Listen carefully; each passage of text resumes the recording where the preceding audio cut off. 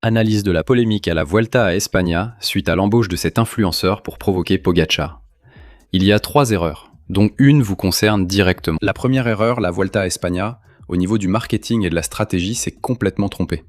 Parce qu'ils pensaient qu'ils avaient besoin de quelqu'un du monde mainstream pour faire connaître l'événement, la course cycliste, à toutes ces personnes qui n'ont pas forcément à aimer le cyclisme. Ils se sont trompés cette année car ils comptaient sur Tadej Pogacar, le seul cycliste du peloton à transcender le cyclisme. Laisse Tadej faire ce qu'il fait en course et ton événement sera sur tous les JT. Deuxième erreur, mauvais choix de profil. Pourquoi ?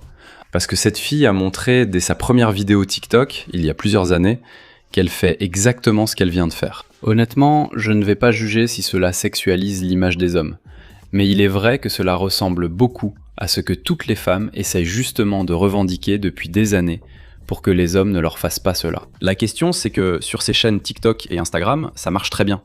Mais quand tu sors ça de son contexte et que tu l'amènes dans le monde du cyclisme, ça a produit l'effet inverse de ce qui était recherché. Au lieu d'attirer un nouveau public vers le cyclisme, cela a provoqué du rejet. Et la troisième erreur, celle-ci vous concerne directement, parce que je vois que la majorité des commentaires, aussi bien nationaux qu'internationaux, sont dirigés vers la fille.